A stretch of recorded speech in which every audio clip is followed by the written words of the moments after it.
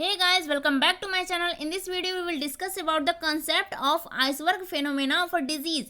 We all knows that iceberg जो है वो दिखता कैसा है, तो iceberg का 80 to 90% जो पार्ट होता है ना वो होता है हिडन.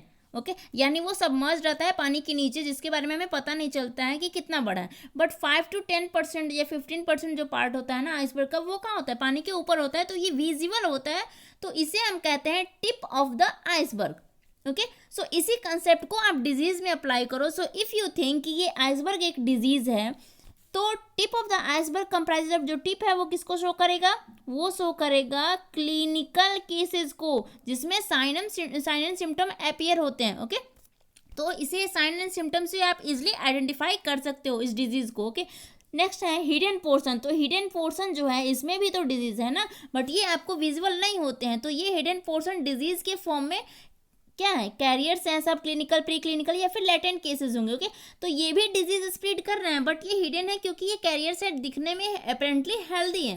ओके सो टिप के डिटेक्शन के लिए मीन्स जिसमें साइन एंड सिम्टम है उसके डायग्नोसिस के लिए we use the diagnostic test. हम क्या यूज करते हैं? डायग्नोस्टिक टेस्ट यूज करते हैं. बट हिडन पोर्शन जो है, जो सबमर्ज्ड है, जो दिखाई नहीं दे रहा है, जिसमें साइन सिम्टम नहीं है, जो देखने में अपेरेंटली हेल्दी है, वो क्या है? हिडन पोर्शन है ना. तो इसके लिए हम यूज करते हैं स्क्रीनिंग टेस्ट. ओके तो टिप किसकी रिस्पॉन्सिबिलिटी है? टिप रिस्पॉन्सिबिलिटी है क्लिनिशियन की. इफ आप ओपीडी में बैठे हो, कोई साइन सिम्टम के साथ आता है, तो आप उसे डायग्नोज करते हो ना. एपिडेमियोलॉजिस्ट तो आके नहीं डायग्नोज करेगा.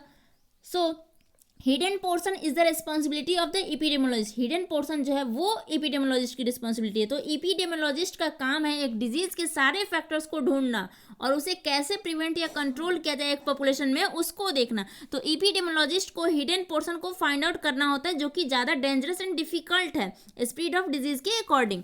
सी टिप्स एंड हिडन पोर्शन कौन कौन से लेवल ऑफ प्रिवेंशन को रिप्रेजेंट करेंगे? तो मैंने आपको लेवल ऑफ प्रिवेंशन में बताया है कि जो सेकेंडरी जो भी डायग्नोस्टिक टेस्ट होते हैं या फिर स्क्रीनिंग टेस्ट होते हैं, तो वो सारे तो डायग्नोसिस के लिए किए जाते हैं, तो वो क्या होंगे? वो होंगे secondary level of prevention. Okay and diagnostic mode of intervention. तो यहाँ पे भी आप देखो कि जो टिप है उसके लिए हम क्या करते हैं? डायग्नोस्टिक टेस्ट यूज करते हैं. तो ये भी हो गया आपको secondary level of prevention. Secondary level of prevention को ये रिप्रेजेंट कर रहा है टिप, बिकॉज ये केस है और आप उसे डायग्नोज कर रहे हो. और हिडन पोर्शन भी, ये भी सेकेंडरी लेवल को ही रिप्रेजेंट करेगा. कैसे? बिकॉज ये भी एक डिजीज स्टेट है एंड कैरियर फॉर्म में है, सो देखने में अपेरेंटली हेल्दी है, बट स्क्रीनिंग टेस्ट हम यूज कर रहे हैं इसको डायग्नोज करने के लिए. सो यहाँ पे भी डायग्नोसिस हम कर रहे हैं, तो ये भी होगा secondary level of prevention. Okay और मोड ऑफ इंटरवेंशन क्या होगा? Diagnosis.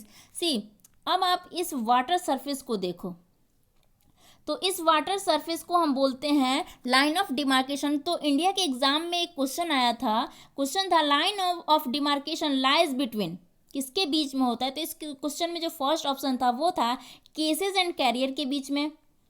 Okay cases and career के बीच में. दूसरा ऑप्शन था केसेस एंड सब क्लिनिकल के बीच में. थर्ड ऑप्शन था केसेस एंड लेटेंट के बीच में.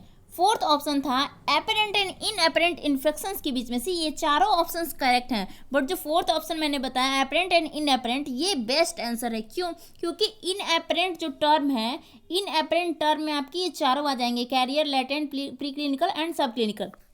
ओके सो एसिम्टोमेटिक भी आ जाएगा जो हिडन पोर्शन है, जो इनएपरेंट है उसमें. सो हमेशा सारी चॉइसेस को रीड करो. कभी कभी ऐसा होता है ना कि जो सारे ऑप्शंस होते हैं वो सारे सही होते हैं, बट उसमें से एक जो होता है वो बेस्ट होता है, बेस्ट वन. ओके सो सारे चॉइसेस को रीड करके बेस्ट आंसर ही मार्क करना है. एक और क्वेश्चन आया था which disease do not show the iceberg phenomena. कौन सी डिजीज है जो आइसबर्ग फेनोमेना नहीं शो करती है? तो इसमें आपको आते हैं वैसे डिजीज जिसमें कैरियर्स कम होते हैं ना. जिसमें कैरियर्स कम होंगे वो आइसबर्ग फेनोमेना शो नहीं करेंगे, क्योंकि कैरियर से तो हिडन रहता है ना.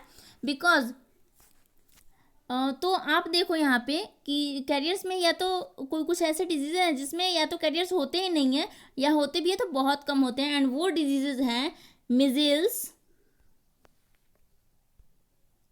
Tetanus, rubella, pertussis and rabies. Okay तो इफ़ आप इनका आइसबर्ग फेनोमेना देखोगे ना, तो वो आपको नहीं दिखेगा, बिकॉज इनमें कैरियर्स नहीं होते हैं, फिर होते भी हैं तो बहुत कम होते हैं. So no carriers, no iceberg phenomena. Okay so that's all for today. In the next video we will discuss about the standards of living. So if you have not subscribed my channel yet, then kindly do subscribe it and click on the bell icon so that notification of my upcoming video reaches you. Okay, thank you.